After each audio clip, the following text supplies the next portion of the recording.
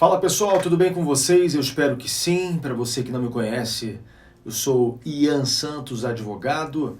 Você que está acompanhando esse vídeo no Instagram ou no YouTube, seja muito bem-vindo. Eu quero falar a respeito do vídeo que vem chamando muita atenção desde ontem. Estou gravando esse vídeo dia 29/11 de 2023. O vídeo veio à tona ontem, dia 28. E mostra uma juíza da Vara do Trabalho da cidade de Xanxerê, em Santa Catarina, a juíza Kismara Brustolin, dando um verdadeiro chilique. Não há outro nome que possa definir o que aconteceu. Um chilique, porque a testemunha não falou o que ela gostaria de ouvir. Ela queria que a testemunha dissesse... Excelência, o que a senhora deseja, algo do tipo. Para você que não assistiu, assista e eu volto na sequência. Sim, quem é a empresa Senhor do Ricardo? Leandro, eu chamei sua atenção, o senhor tem que responder assim. O que a senhora deseja, excelência?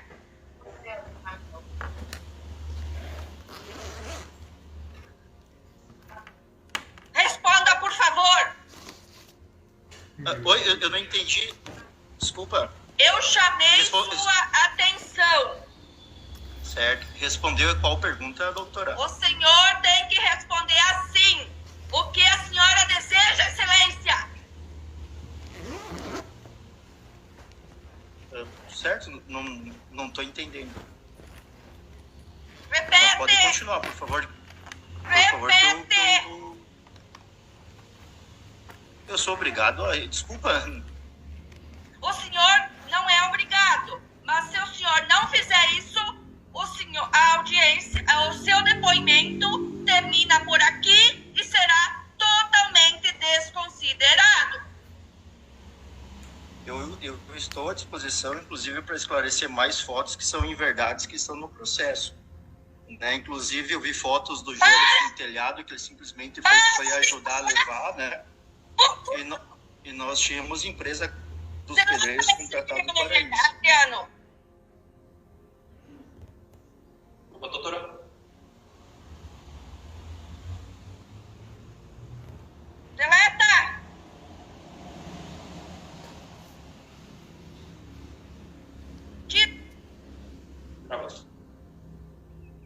Doutor, eu desconsiderei o depoimento dessa testemunha porque faltou com a educação.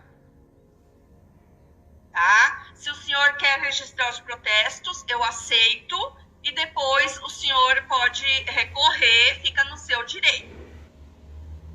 Sim, eu gostaria só de que fosse registrado, então, que ele encontrava-se numa feira e... Não foi a questão da feira.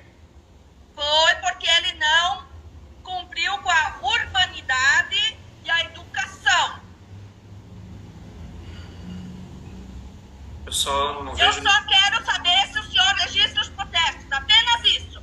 Daí o senhor poderá recorrer, fazer suas razões. Então, você viu o que aconteceu e é algo que estranha não apenas a você que não é da área do direito, mas até mesmo a uma pessoa como eu, um advogado que milita, que está acostumado com audiências. Não que eu nunca tenha discutido com o juiz, não que eu nunca tenha presenciado eventuais animosidades dentro de uma audiência, mas um chilique completamente imotivado como que protagonizou a juíza, isso realmente é de chocar até mesmo nós que somos da área jurídica. E eu quero fazer uma introdução falando a respeito dos deveres que um juiz tem dentro de uma sala de audiências. Quando você vai falar de processo, você tem que entender o processo como um jogo no qual existem sujeitos. E esses sujeitos, dentro de um processo, eles têm, obviamente, direitos, mas também deveres. E é justamente aqui que eu quero começar a minha fala, antes de adentrar propriamente na conduta da juíza lá de Xanxerê. Porque é preciso fazer uma definição do que seja um sujeito dentro de um processo, ou um sujeito processual, como você quiser, como você preferir. A gente vai encontrar uma definição de quem são os sujeitos do processo lá na Lei 13.105, que é o Código de Processo Civil. E você vai encontrar essas definições ali entre o artigo 70 e o artigo 187 da lei. Sujeitos processuais são componentes da relação jurídica processual. São aquelas pessoas que praticam atos de qualquer natureza dentro de um processo. O processo, ele é regido por atos humanos. E esses humanos vão ser os sujeitos do processo. Então você tem como sujeitos dos processos as partes, os advogados, e dentro de partes você tem diferentes posições que essas partes podem ocupar em um cenário processual: autor, réu, que são as figuras mais conhecidas, e eles podem estar em litisconsórcio, passivo ou ativo, ou não, podem estar participando de modo isolado. Você tem as partes que intervêm no processo, que não figuram inicialmente, mas surgem em determinado momento. Aí você tem os terceiros, daí o nome intervenção de terceiros. Você tem dentro da intervenção de terceiros a assistência, e aí ela pode ser uma assistência simples, uma assistência litisconsorcial. Você tem partes que são denunciadas à lide pelo autor ou pelo réu. Qualquer uma das partes, autor e réu, pode denunciar uma outra parte à lide. E você tem partes que são chamadas ao processo pelo réu. Aí é um ato exclusivo do réu, chamamento ao processo. E você tem partes que aparecem também como amicus curiae, por exemplo. Enfim, para cada uma dessas posições da parte dentro do processo, estou falando de parte nesse primeiro momento, você vai encontrar definições. Cada uma dessas partes vai ter uma definição específica dentro do processo. E aí você encontra ali do artigo 70 ao artigo 138 da Lei 13.105. Saindo um pouco do sujeito parte, você tem também como sujeitos o juiz, que é o sujeito central do nosso vídeo, e também os auxiliares da justiça.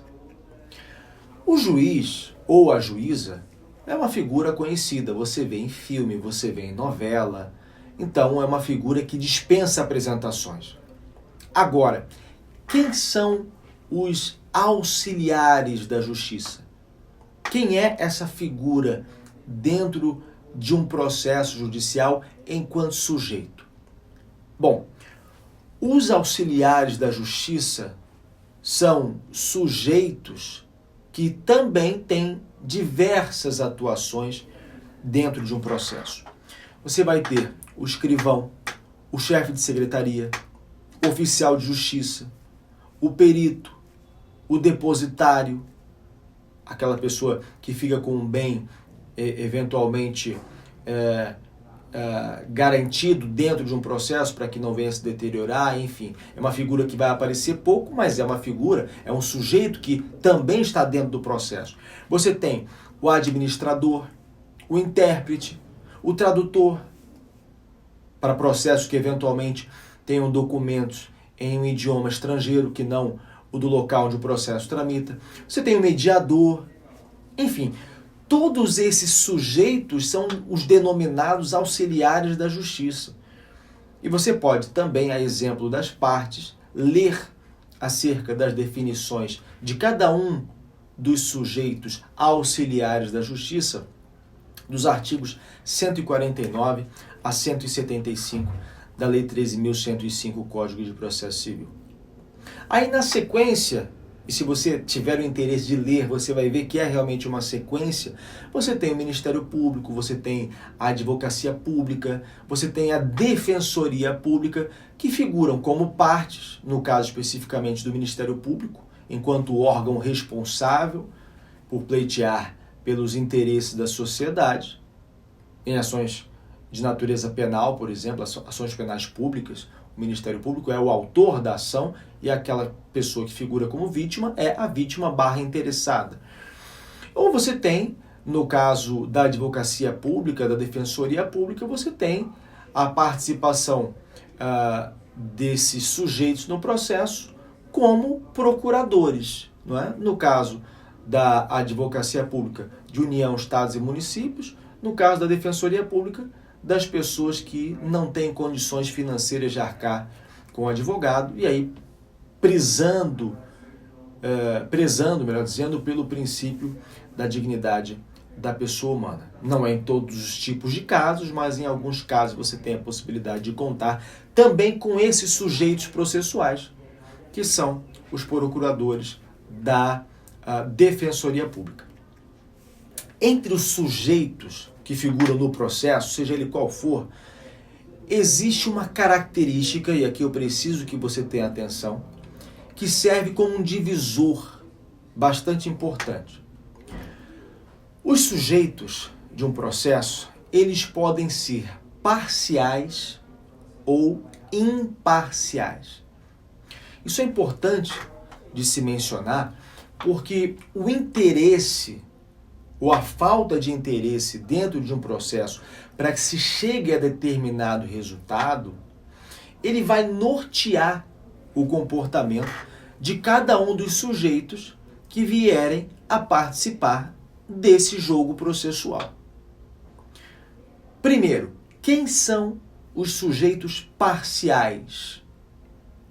Parcialidade é você tomar um lado. Resposta: as partes. Aqueles primeiros sujeitos sobre quem eu falei. As partes sempre vão ter um lado dentro de um processo. Sempre vão ter um objetivo pelo qual lutar. E quem são os sujeitos imparciais? Aí nós chegamos aos sujeitos que figuram como juízes, juízas e os auxiliares da justiça. Se os auxiliares da justiça agirem de modo a privilegiar um lado ou a prejudicar um lado, obrigatoriamente eles têm de deixar de figurar como sujeitos do processo. Acabou a participação deles enquanto sujeitos que figuram dentro de um processo específico. Você tem que imaginar o processo como um filme. Um filme no qual cada sujeito, esses que eu mencionei, recebe um papel do diretor. O juiz recebe o roteiro dele. Os auxiliares também. Se durante o filme o juiz começa a atuar como se fosse o vilão, por exemplo, querendo prejudicar o mocinho do filme, que também tem seu papel, acabou. Acabou o papel do juiz. E além de atuar mal, porque assim vai ser considerado, né, se você recebe um papel e você começa a agir de modo contrário àquilo que o diretor quer, claro, você está atuando mal. Não há outra definição. Então, além do juiz atuar mal, ele ainda estraga o filme, que é o processo. Eu estou fazendo essa introdução, esse preâmbulo primeiro, antes de falar sobre a conduta da juíza, para você poder entender o que é considerado um sujeito processual. E agora, em segundo plano, mas não menos importante, obviamente, bem pelo contrário, para trazer a ideia acerca de deveres dentro de um processo, eu vou trazer algumas regras que esses sujeitos têm que seguir e faz parte desse roteiro que o diretor entrega, imaginando ainda o processo como um filme. Todos os sujeitos do processo têm deveres. Todos. Um dever geral, por exemplo, é o dever de cooperação. Esse dever está previsto no artigo 6º, também da Lei 13.105, o Código de Processo Penal. E esse dever de cooperação determina que todos os sujeitos do processo devem cooperar entre si para que se obtenha em tempo razoável decisão de mérito justa e efetiva. Isso é um dever geral. Geral. Compete a todos. Mas além do dever geral, que não é apenas esse que eu mencionei, existem outros, há também deveres específicos para cada uma das partes. Falando da figura do juiz, especificamente, o juiz, de modo específico, ele, enquanto sujeito do processo, ele tem, claro, direitos, ele tem, logicamente, o poder de quem comanda uma audiência, mas ele tem também suas incumbências. E essas incumbências você consegue verificar no artigo 139 da Lei 13.105, o Código de Processo Civil. Eu quero pedir desde já para você que está acompanhando pelo YouTube, para que você se inscreva no canal, para que você deixe seu comentário, comente muito, isso é muito importante para que o vídeo possa ter engajamento. E você que está acompanhando o vídeo pelo Instagram, você pode seguir aqui Dr. Ian Santos em ambas as plataformas. Uma das incumbências específicas do juiz enquanto sujeito processual é o de assegurar às partes a igualdade no tratamento. Vocês viram no trecho do vídeo da audiência, que foi realizada, salvo engano, dia 14 de novembro, lá em Xanxerê, e agora veio à tona, vocês viram na gravação que a juíza manda a testemunha repetir o que ela tinha mandado. E a frase era: o que a senhora deseja, excelência? Ela fala aos gritos: o senhor tem que dizer o que a senhora deseja, excelência. E ela fala mais, ela diz que se a testemunha não falasse do jeito que ela queria, o depoimento seria totalmente desconsiderado. Isso para mim é talvez o pior, além do chilique, é você causar uma interferência processual. Porque, obviamente, isso é uma forma de não assegurar às partes a igualdade de tratamento. Se uma testemunha comparece ao juízo, chamado por uma das partes, então é provável que essa pessoa tenha meios de auxiliar aquela parte que a convidou a ser testemunha, mediante o depoimento dela ao juiz. É evidente que aquela testemunha pode colaborar, embora o termo testemunha do juízo seja o termo mais adequado, porque quando alguém comparece perante um juiz para poder falar, ela não vai para ajudar A ou B ou C, ela vai para auxiliar o juiz a tomar a melhor decisão, ela vai para colaborar com o Poder Judiciário. E esse é também um preceito estabelecido na Lei 13.105. Então, se uma testemunha comparece ao juízo, chamado por uma das partes, provavelmente é porque aquela testemunha pode apresentar ao julgador uma versão que venha ajudar uma parte, seja ela qual for, a obter o objetivo final. E lembrando que a parte, o sujeito parte, é um sujeito parcial. Ele tem um interesse na causa. A testemunha não, como um terceiro alheio àquela situação, e o juiz muito menos, enquanto alguém que vai ter que definir aquela resolução final, mas sem qualquer interesse. Se a juíza decide desconsiderar totalmente o depoimento da testemunha de uma das partes, tão somente pelo fato de a testemunha não tê-la chamado de excelência ou falado a frase da maneira como ela gostaria, claramente, isso é muito claro, que uma das partes está recebendo um tratamento desigual. E, sobretudo, além de desigual, prejudicial. Imaginem vocês se aquela era a única testemunha da parte. Imaginem, é a única testemunha. E aqui a gente está tratando do direito do trabalho, e no direito do trabalho, aquilo que acontecia na realidade, consoante o princípio da primazia da realidade, se sobrepõe a documentos, se sobrepõe à prova documental. Então, às vezes, o processo é decidido pela testemunha, que consegue explicitar de modo adequado aquilo que o juiz precisa saber.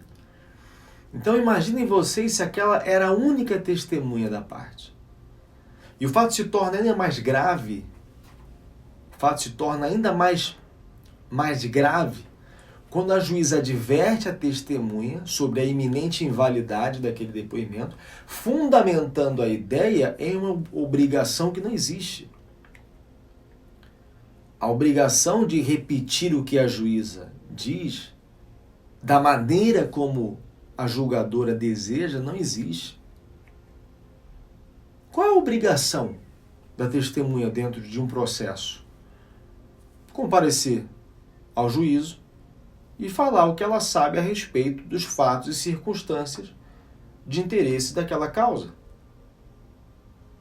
O Cândido Rangel Dinamarco, que é um doutrinador muito famoso no mundo jurídico, formado pela Universidade de São Paulo, enfim, uma bela carreira, ele tem uma definição muito boa para ensinar o que é uma testemunha.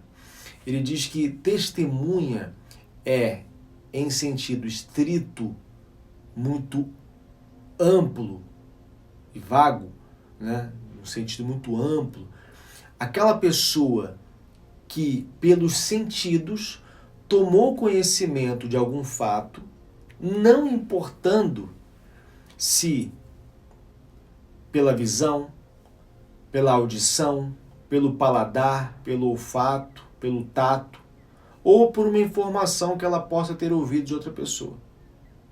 Então, isso é o que qualifica alguém para ser testemunha.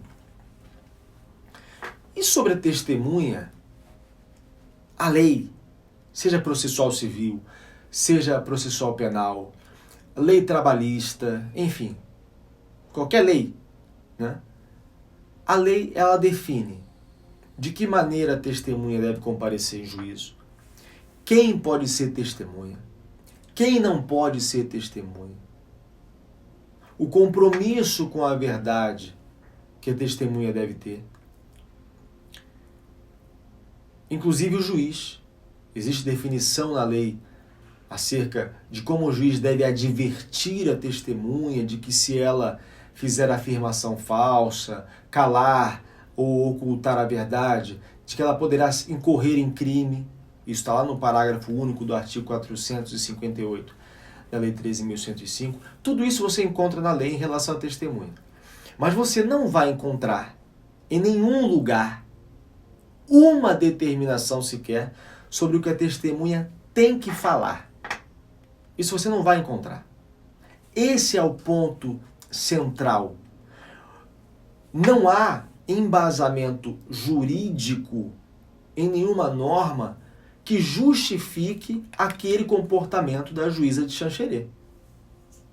E é interessante notar que após ouvir a juíza, que ali já falava pela segunda ou pela terceira vez, dizer a maneira como ela queria que ele se dirigisse a ela, a própria testemunha fala: eu não estou entendendo, eu sou obrigado a isso? E aqui eu respondo: não. É óbvio que não havia qualquer obrigação no sentido de dizer que a juíza é a excelência, o que a senhora deseja ou qualquer outra coisa do tipo.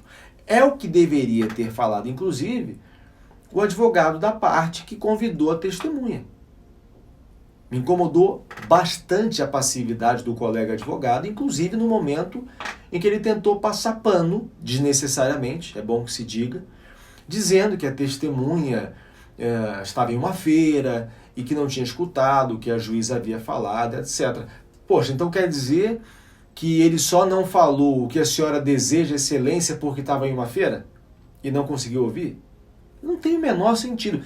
Ele poderia estar na Lua, em Marte, e ainda assim, ele não seria obrigado a atender aquela ordem, e especialmente da maneira desrespeitosa como aquela ordem foi determinada.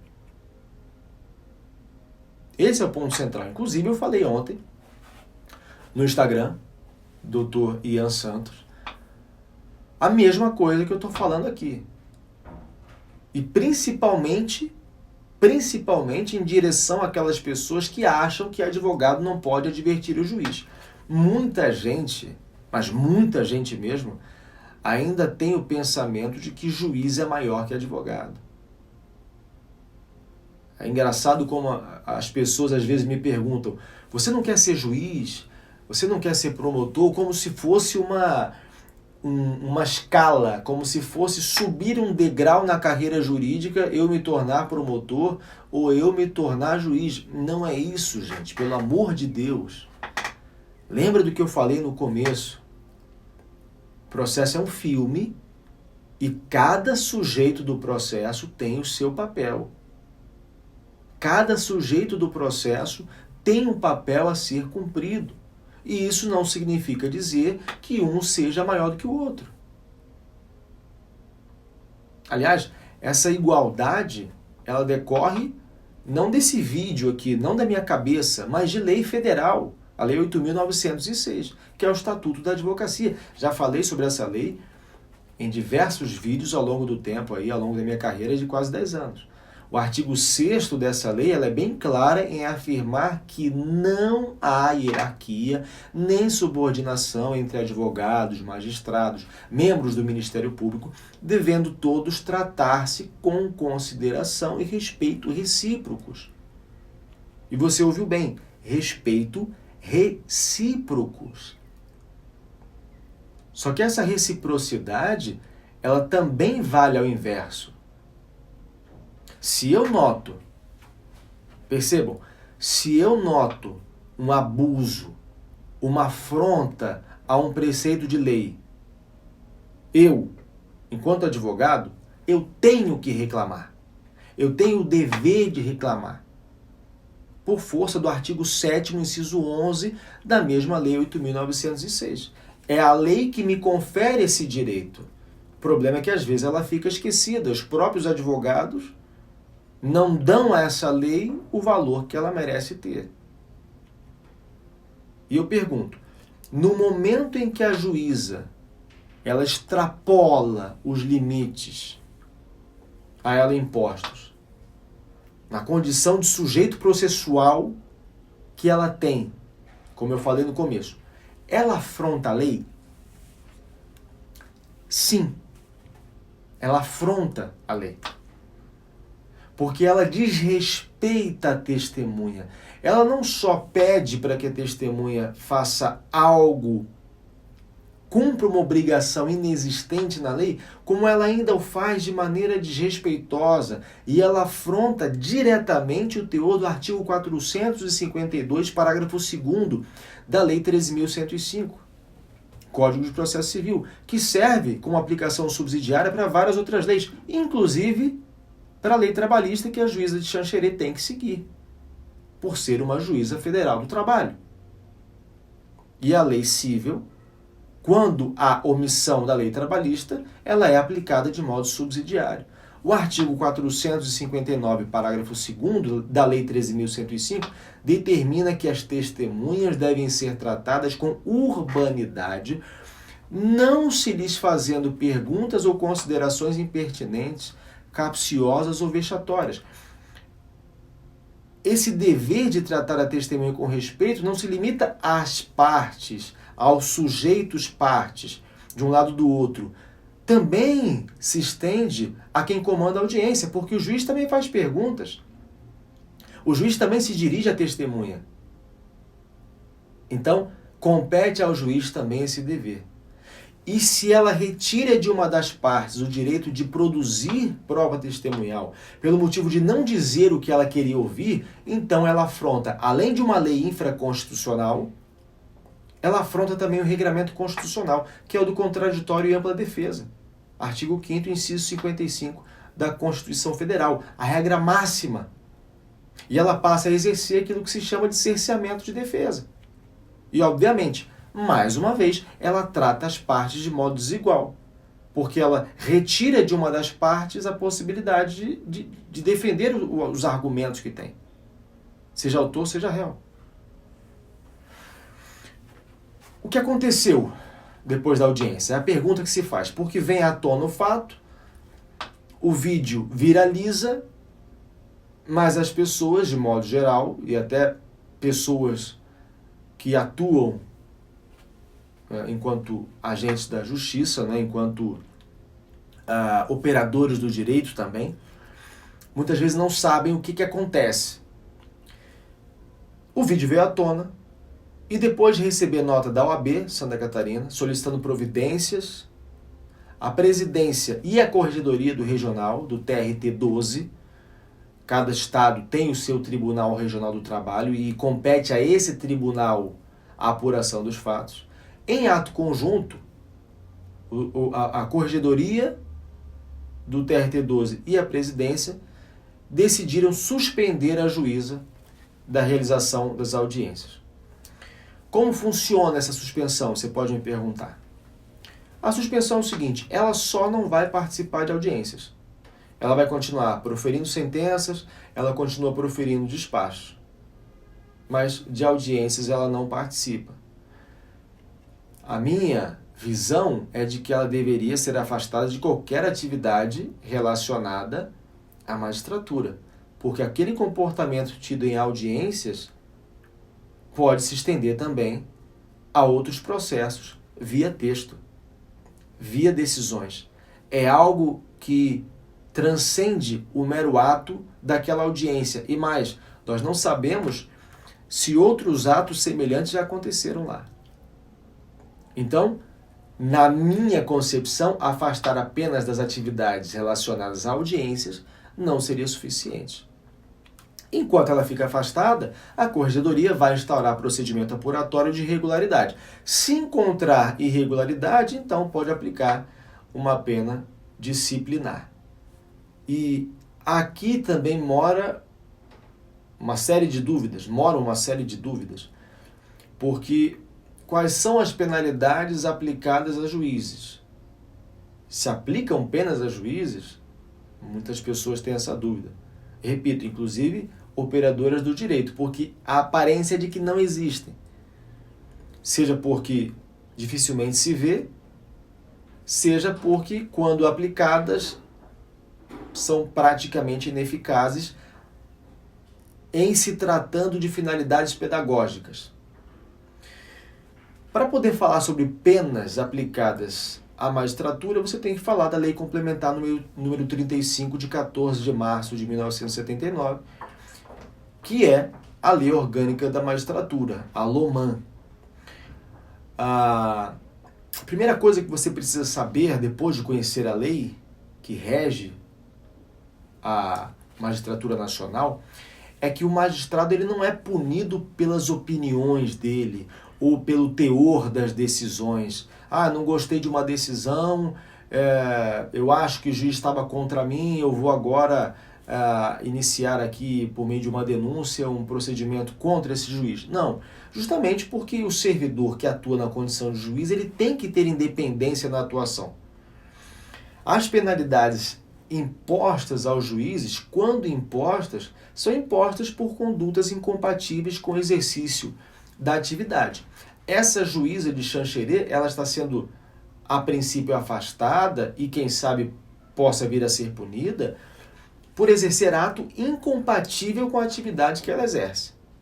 Se na apuração que será realizada for constatado um procedimento irregular, então a juíza pode vir a sofrer uma das penas disciplinares descritas no artigo 42 da Lei Complementar número 35, a LOMAN.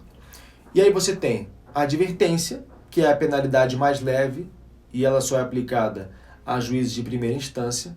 Ela é aplicada, inclusive, de maneira muito reservada, por escrito. E aí, se o magistrado agir de maneira reiterada, agir novamente com a mesma prática que fez com que ele tomasse a primeira advertência, então ele recebe, pode vir a receber, a segunda penalidade, que é a penalidade de censura. A penalidade de censura, como principal prejuízo ao magistrado, ele tem o fato de impedi-lo de constar em lista de promoção por merecimento pelo prazo de 1 ano, a contar da data do trânsito em julgado daquela aplicação. O juiz, por ser um servidor público, ele já tem o dele garantido todo mês. O que ele quer? Aumentar aquele vencimento. Ele recebe por meio de promoção. Promoção se dá por antiguidade, por merecimento, etc, etc e tal. Então acaba impedindo o juiz de poder figurar na lista de promoção por merecimento pelo prazo de 1 ano. Como uma terceira penalidade, você tem a remoção compulsória. O que é a remoção compulsória? Acontece quando o magistrado é enviado para outra comarca. O nome já diz, ele é removido de um lugar onde ele causou problemas para um outro local. Ele vai de uma comarca para outra, né? E essas aplicações são conferidas pelo tribunal que o rege, né? No caso da juíza de Xanxerê, como eu falei, Tribunal Regional do Trabalho da 12ª Região. Você tem uma quarta penalidade, que é a disponibilidade do servidor com vencimentos proporcionais ao tempo de serviço. Disponibilidade é o afastamento do magistrado daquela função. Ela é considerada a segunda sanção mais grave. A mais grave é a aposentadoria compulsória, você deve conhecer, né? Eu vou falar na sequência. Na disponibilidade, o magistrado ele não fica só afastado da magistratura, ele também fica impedido de advogar, de exercer outro cargo público. E esse tempo de afastamento pode fazer, né, com que se adie também o direito a licenças, a avanços na carreira, promoção e etc.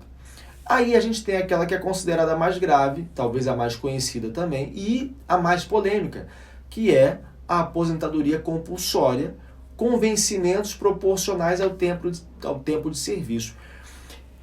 Ela é considerada bastante polêmica porque você afasta o magistrado ou a magistrada e ele continua recebendo proventos, continua recebendo salário proporcional ao tempo de serviço dele. A gente está falando de uma aposentadoria, então ele vai continuar recebendo. E tem um outro detalhe, que a meu ver faz com que ela nem seja tão grave assim.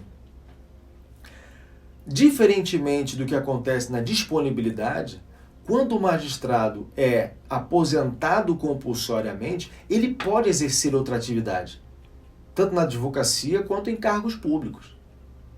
Então, a sensação que se tem é de que a aposentadoria compulsória mais parece uma premiação.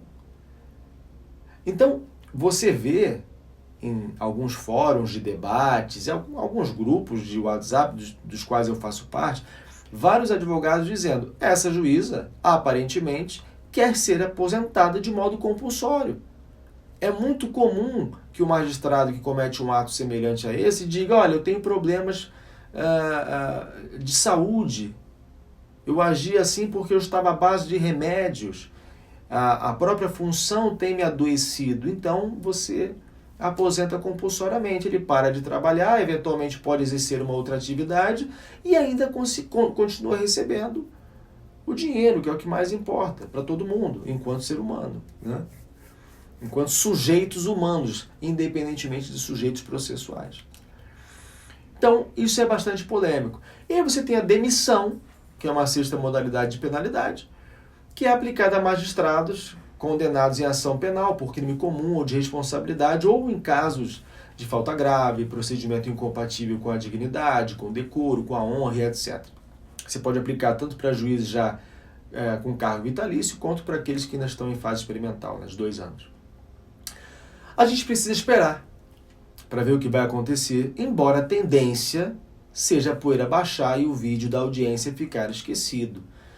E isso facilita, isso é bom para quem vai ter que aplicar a pena, porque você não expõe o tribunal, você não expõe a juíza, que evidentemente conhece os pares que hão de julgá-la, e aí você facilita até mesmo para que não se aplique uma pena severa à magistrada, ou para que, em caso de aplicação da pena mais severa, que seria a aposentadoria compulsória, como eu falei, isso seja feito de modo muito sucinto, muito tranquilo, que não cause alardes. Afinal de contas, a magistratura precisa se manter incólume, não é? Para que tenha o respeito da sociedade, embora boa parte da sociedade não respeita sequer o órgão máximo do Poder Judiciário brasileiro, Tribunal Superior, o STF, quanto mais aquilo que vem abaixo dele. Então a gente precisa aguardar. Bom, eu espero que vocês tenham aprendido, de certa forma, questões relacionadas aos sujeitos do processo, a deveres dentro de um processo, em especial os deveres do juiz dentro de uma audiência, o que poderá acontecer daqui para frente. Eu espero que você tenha gostado do vídeo. Se você puder, compartilha com outras pessoas, sejam da área jurídica ou não. Você já sabe, eu sou Ian Santos, advogado. Conte sempre comigo. Vejo vocês no próximo vídeo.